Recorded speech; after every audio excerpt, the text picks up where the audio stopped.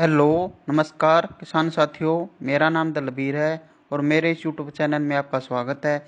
मेरे इस YouTube channel का नाम इंडियन टेक्निकल फार्मिंग है और आज मैं आपके लिए एक खेती से जुड़ी नई वीडियो लेकर आया हूं। इस वीडियो में आज मैं आपको बताता हूं कि ग्वार की खेती किस तरीके से करें जिससे हमें ज़्यादा से ज़्यादा इनकम प्राप्त हो। ग्वार की खेती के लिए उपयुक्त समय कौन सा है, ग्वार की खेती के लिए फसल चक्र अपनाना क्यों जरूरी है, ग्वार की खेती के लिए कौन सा बीज का चुनाव करें, कौन कौन सी इसकी उन्नत किस्में हैं, किस तरह में बीज का उपचार करना है और इसके लिए हमें बीज की मात्रा की कितनी जरूरत पड़ेगी। इसकी खेती सिंचित तथा असिंचित क्षेत्रों में की जाती है। ग्वार की खेती के लिए जल प्रबंधन का होना बहुत जरूरी है और इसमें कीट प्रबंधन व रोग प्रबंधन भी बहुत ज़रूरी है। इसके बाद हम इसकी कटाई व कटाई करते हैं। अब हम बात करते हैं कि इसकी बिजाई के समय कौन कौन सी सावधानी रखें जिसके कि बीज का अंकुरण 100% तक हो, जिससे कि हमें कम खर्च व कम समय में ज़्यादा से ज़्यादा फसल की पैदावार प्राप्त हो, जिससे कि हमें एक अच्छी इनकम प्राप्त हो। कर इस वीडियो को अंत तक जरूर देखें ताकि आपको खेती से जुड़ी सभी जानकारी प्राप्त हो। अगर आप चैनल पर नए हो तो इस वीडियो को लाइक, शेयर और चैनल को सब्सक्राइब जरूर करें ताकि अन्य किसानों को जानकारी प्राप्त हो अगर आप और आने वाली वीडियो की नोटिफिकेशन आपको मिलती रहे। चलो चलिए वीडियो को स्टार्ट करते हैं।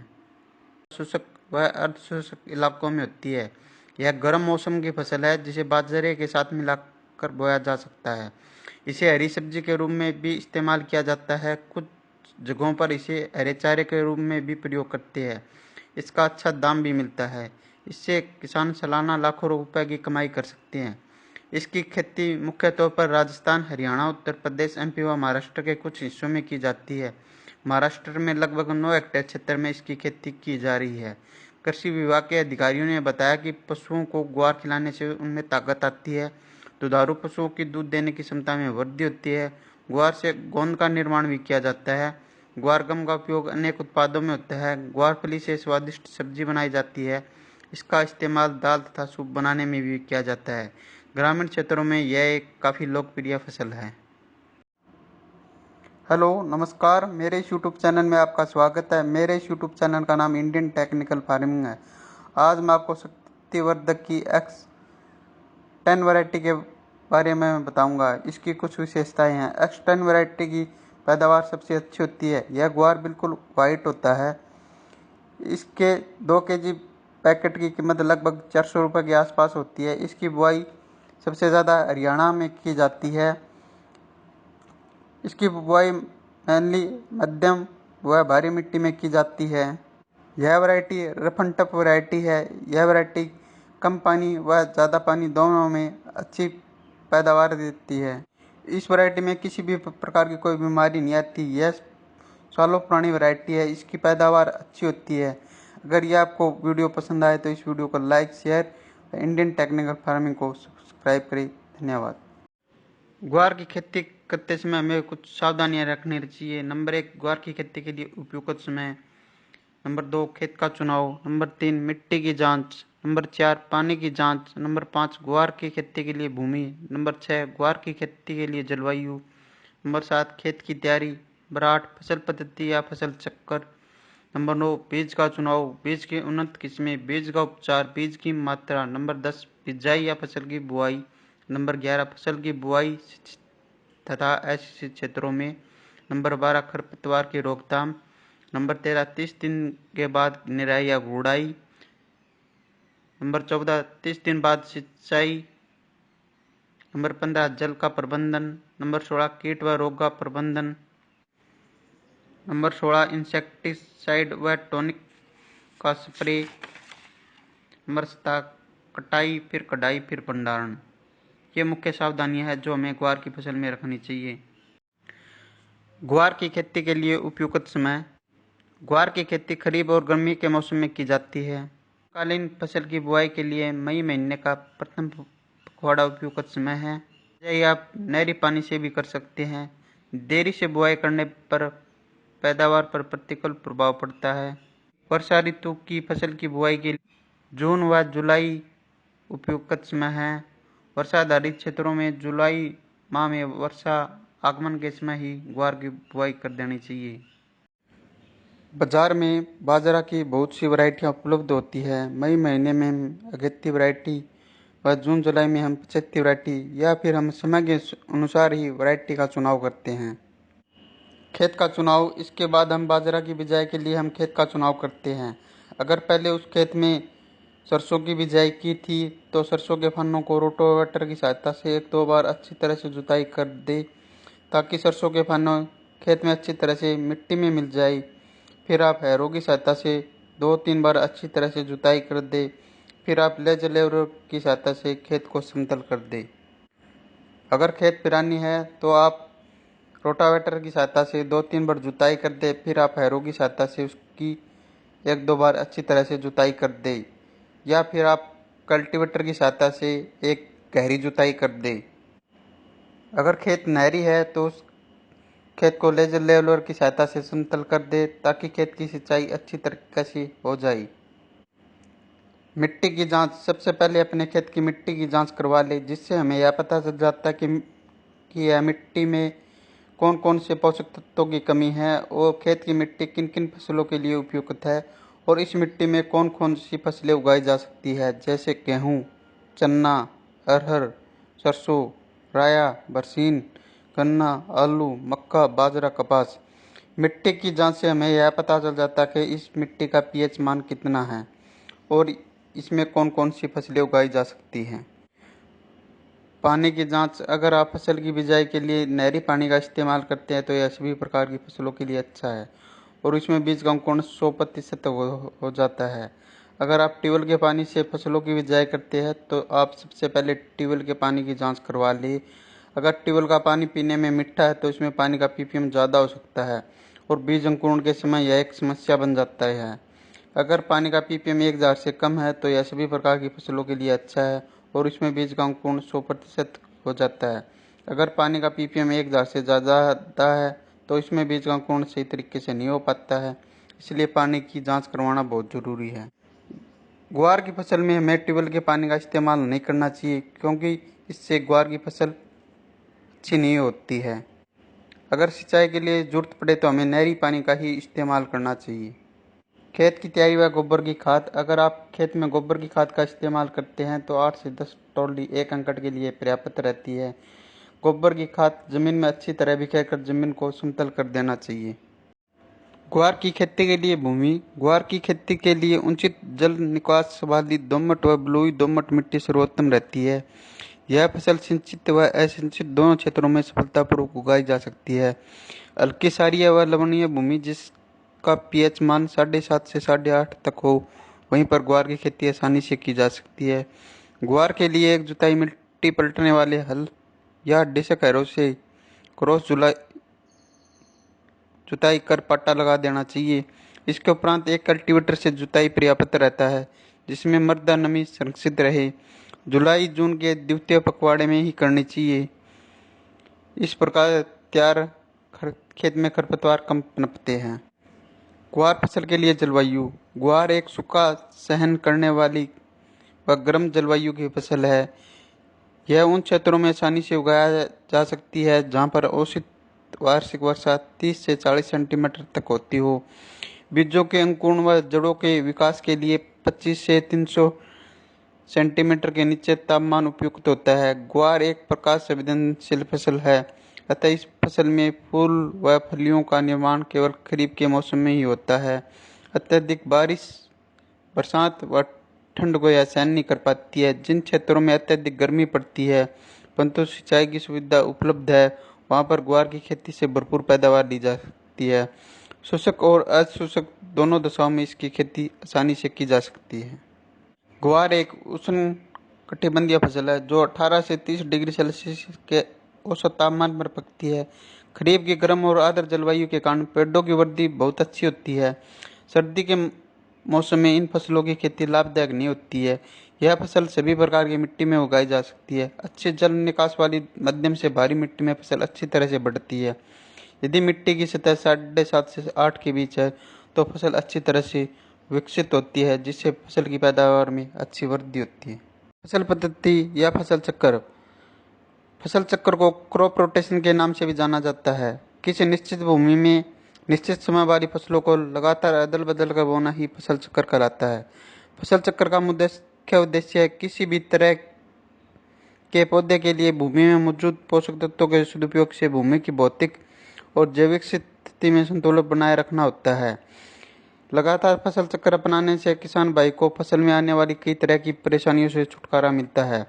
फसल चक्र का इस्तेमाल कर किसान भाई अपनी भूमि से लगातार अच्छी फसल ले सकते हैं और इसके अपनाने से खेत की उर्वरकता भी बनी रहती है।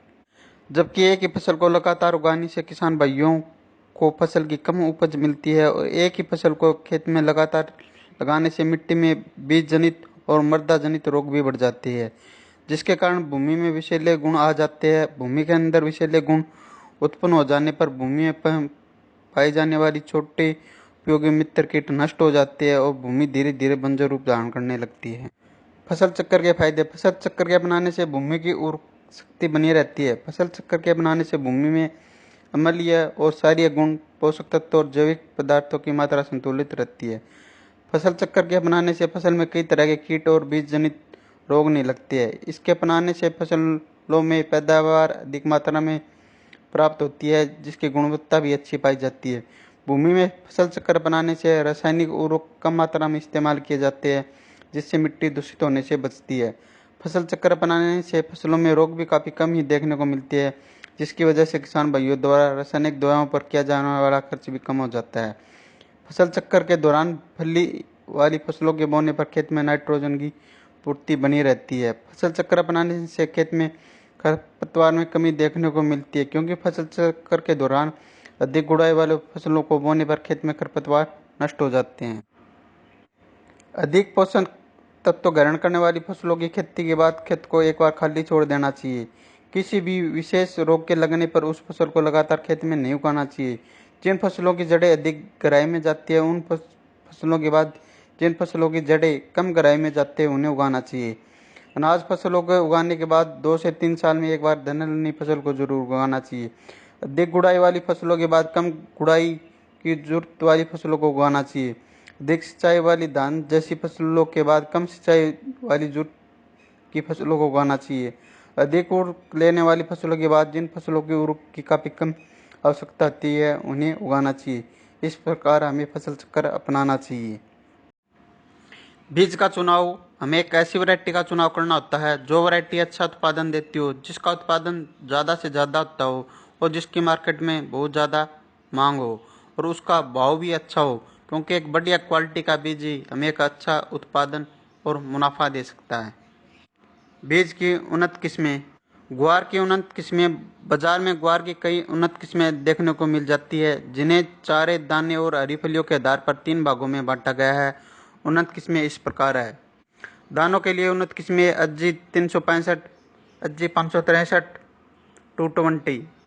हरी फलियों हेतु उन्नत किस्में IC 1318, M83, पूसा मौसमी। हरे चारे के लिए उन्नत किस्में ये मुख्यतः हरे चारे के लिए उपयोग की जाती है। बुंदेल ग्वार 3, ग्वार क्रांति, बुंदेल ग्वार 2, गोरा 80, बुंदेल ग्वार 1। अगर आप पैदावार के लिए उपयोग करते हो तो दाने वाली उन्नत किस्मों का ही चुनाव करना चाहिए। अगर आप हरे चारे के लिए उपयोग करते हो तो हरे चारे वाली उन्नत किस्मों का उपयोग। ग्वार के बीजों की मात्रा व बीज उपचार। यदि आप ग्वार की फसल दानों और हरी फलियों के लिए करना चाहते हैं तो 1 एकड़ के लिए दाने की फसल के लिए 5 से 6 किलो बीज पर्याप्त रहता है और हरी खाद फसल में 15 से 16 किलो प्रति एकड़ बीज की जरूरत होती है। इसके अलावा आप हरे चारे के लिए फसल का उपयोग करना चाहते हैं तो 16 से 17 किलो बीज प्रति एकड़ की जरूरत होती है। इन बीजों को खेत में लगाने से पहले उन्हें कैप्टन या बायोस्टिन की उचित मात्रा में उपचारित कर लिए, ताकि बीजों को आरंभ में फफूंद या फंगस जैसे रोग न लगे। पौधे में जड़ों की अधिक मात्रा में गांठ पैदा करने के लिए जीवाणु रोधक राइजोबियम उर्वरक से उपचारित कर लेना चाहिए। 1 हेक्टेयर के खेत में 200 ग्राम की मात्रा वाली 2 पैकेट वार जीवाणु रोधक की जरूरत होती है। सबसे पहले हम FIR यानी सबसे पहले हम फंगिसाइड से बीज को उपचारित करते हैं, फिर इंसेक्टिसाइड से बीज को उपचारित करते हैं, फिर राइजोबियम कल्चर से हम उपचारित करते हैं। फंगिसाइड को उपचार करने का मुख्य उद्देश्य है फंगस की बीमारियों की रोकथाम के लिए किया जाता है और इंसेक्टिसाइड दवाओं से उपचारित करने का मुख्य उद्देश्य दीमक जैसी रोकथाम के लिए किया जाता है और राइजोबियम कल्चर का उपयोग खेत में जीवाणुओं की संख्या बढ़ाने के लिए उपयोग किया जाता है, जिससे खेत में जीवाणुओं की संख्या बढ़ जाए, जिससे कि एक अच्छी फसल प्राप्त हो। ग्वार फसल में खाद एवं उर्वरक। ग्वार दलहनी फसल होने के कारण नाइट्रोजन की कुछ आपूर्ति वातावरण की नाइट्रोजन को जड़ों में उपस्थित कांटों द्वारा एकत्रित की ली जाती है, लेकिन फसल की प्रारंभिक अवस्था में पोषक तत्वों की पूर्ति के लिए 20 किलो नाइट्रोजन व 40 किलो फास्फोरस प्रति हेक्टेयर पर्याप्त रहता है। संपूर्ण नाइट्रोजन और फास्फोरस की मात्रा बुआई के समय खेत में डाल देनी चाहिए। इसके अतिरिक्त ग्वार की बिजाई को बुआई से पहले राइजोबियम कल्चर की 600 ग्राम मात्रा को 1 लीटर पानी व 250 ग्राम गुड़ के घोल में 15 किलोग्राम बीज को उपचारित कर छाया में सुखाकर बोना लाभदायक रहता है। खेत की तैयारी के समय 5 टन गोबर या कंपोस्ट खाद या 2-3 वर्ष में एक बार अवश्य प्रयोग से पहले मिट्टी की जांच करवा लेनी चाहिए। ग्वार की बुआई की विधि। अधिक पैदावार के लिए ग्वार की बुआई हमेशा पंक्तियों में करें। बुआई हल्के कुंडों में अथवा सीड ड्रिल की सहायता से करें। कुंडों में पौधों की जड़ों के पास वर्षा जल से भी अधिक संग्रहित होता है, जिससे पैदावार अधिक मिलती है और फसल की देखभाल करने में भी आसानी रहती है। ग्वार की बुआई पंक्ति से पंक्ति की दूरी 45 से 50 सेंटीमीटर तथा पौधे से पौधे की दूरी 10 से 15 सेंटीमीटर करनी चाहिए। गहराई 4 से 5 सेंटीमीटर पर करनी चाहिए। बुआई के समय भूमि में पर्याप्त मात्रा में नमी होनी चाहिए, जिससे बीज का जमाव शीघ्र व पर्याप्त मात्रा में हो सके। अगर आपने नहरी क्षेत्र में बिजाई की है तो आप इसकी मेड बना दें। फिर आप इसमें खरपतवार नियंत्रण के लिए पेंडामेलिथियान 30% EC का 500 मिलीमीटर को 250 लीटर पानी में मिलाकर इसका छिड़काव कर दे, जिससे कि खेत में खरपतवार नहीं उगे। खरपतवार नियंत्रण। ग्वार की फसलों को खरपतवारों से पूर्णतः मुक्त रखना चाहिए। सामान्यतः फसल बुआई के 15 से 20 दिन बाद कई तरह के खरपतवार निकल जाते हैं, जिसमें जंगली जूट, जंगली चरी व दूब घास प्रमुख है। ग्वार की फसल में समय समय पर निराई गुड़ाई करके खरपतवारों को निकालता रहना चाहिए। इससे पौधे की जड़ों का विकास भी अच्छा होता है और जड़ों में वायु संचार भी बढ़ता है। दाने वाली फसल में बैसालीन 1 किलो प्रति हेक्टेयर की दर से खेत में बुआई से पूर्व मृदा की ऊपरी 8 से 10 सेंटीमीटर से सतह पर छिड़काव कर खरपतवारों पर नियंत्रण पाया जा सकता है। खरपतवारों के नियंत्रण हेतु फसलों की बुआई के 2 दिन पश्चात पेंडामेलिथियान 30% EC का भी छिड़काव कर सकते हैं। बिजाई के 30 दिन बाद खेत में खरपतवार उग जाते हैं। जिस खरपतवार उगने के बाद हमें उसकी निराई या गुड़ाई हाथ से ही कर देनी चाहिए। निराई या गुड़ाई करने के बाद अगर खेत की सिंचाई करनी है तो 30 दिन बाद हम खेत की सिंचाई कर सकते हैं। जल प्रबंधन। अगर खेत में पानी का भराव ज़्यादा हो सकता है तो हमें उसका जल निकासी का प्रबंध करना चाहिए, क्योंकि ग्वार की फसलों में ज़्यादा पानी की जरूरत नहीं होती है। ग्वार की फसल में कीट व रोग प्रबंधन। दीमक फसल के पौधों की जड़ों को खाकर ये नुकसान पहुंचाती है। बुआई से पहले अंतिम जुताई के समय खेत में क्लोरोफोस 1.5% या क्लोरीफास पाउडर 20 से 25 किलो प्रति हेक्टेयर की दर से भूमि में मिलानी चाहिए। बोने के समय बीज को क्लोरीफायरिस कीटनाशक की 2 मिलीलीटर मात्रा से प्रति किलोग्राम बीज की दर से उपचार कर बोना चाहिए। नंबर 2, कातरा। इस कीट की लट प्रारंभिक अवस्था में फसल के पौधों को खाकर नुकसान पहुंचाती है। इसके नियंत्रण के लिए खेत के आसपास सफाई रहनी चाहिए तथा खेत में प्रकोप होने पर मिथाइल पैराथियोन या क्विनोलोफास 1.5% चूर्ण की 20 से 25 किलोग्राम मात्रा प्रति हेक्टेयर की दर से बुरकनी चाहिए। मोइला। यह कीट पौधे के कोमल भागों का रस चूसकर फसलों को हानि पहुंचाते हैं। इसके नियंत्रण हेतु मोनोक्रोटोफास आधा लीटर मात्रा को 500 लीटर पानी के घोल में मिलाकर छिड़काव कर देना चाहिए। सफेद मक्खी एवं हरा तिल्ला। इन कीटों के नियंत्रण के लिए ट्राइजोफोस या मेलाथियान की 1 लीटर मात्रा को पानी में घोल बनाकर प्रति हेक्टेयर की दर से छिड़काव करना चाहिए। Bacterial blight. यह ग्वार की बहुत हानिकारक बीमारी है। इस बीमारी के ऊपर गोल आकार के धब्बे बनते हैं। इस बीमारी के नियंत्रण हेतु रोगरोधी किस्मों का उगाना चाहिए। बीज को 2 ग्राम स्ट्रेप्टोसाइक्लिन से प्रति किलो बीज की दर से उपचारित कर बोना चाहिए। छाछिया, इस रोग के कारण पौधे के ऊपर सफेद रंग के पाउडर का आवरण बन जाता है। इस रोग के नियंत्रण हेतु 25 किलोग्राम बुआई के 30 से 40 दिनों बाद खेत में फुटाव बुढ़वा और फूलों की संख्या में जबरदस्त वृद्धि करने के लिए हमें प्लानोफिक्स व कल्टार जैसे टॉनिक का इस्तेमाल करना चाहिए। इसका उपयोग करने से फूलों की संख्या में जबरदस्त वृद्धि होती है, फलियों की संख्या ज़्यादा से ज़्यादा बनती है, फूल झड़ते नहीं है। 15 से 20 दिनों के अंतराल में हमें 2 से 3 स्प्रे करने चाहिए। चिप्पा व हरा तेला की रोकथाम के लिए हम मोनोक्रोटोफास या इमिडाक्लोप्रिड या टाटा का असाटाप जैसी दवाइयों का छिड़काव करना चाहिए। अन्य कीट व रोग की रोकथाम के लिए आप अपने नज़दीकी डॉक्टर से भी संपर्क कर सकते हैं। इसके बाद जैसे ही पैदावार या फसल की कटाई शुरू हो, इसके बाद हमें इस फसल की कटाई कर लेनी चाहिए। इसके बाद हम इसकी धूप में सुखा लेना चाहिए। इसके बाद हमें इसकी कटाई कर लेनी चाहिए। कटाई करने के बाद हमें इस फसल का भंडारण कर देना चाहिए। अगर आपको ये मेरी वीडियो पसंद आए तो इस वीडियो को ज़्यादा से ज़्यादा like, share, Indian technical farming को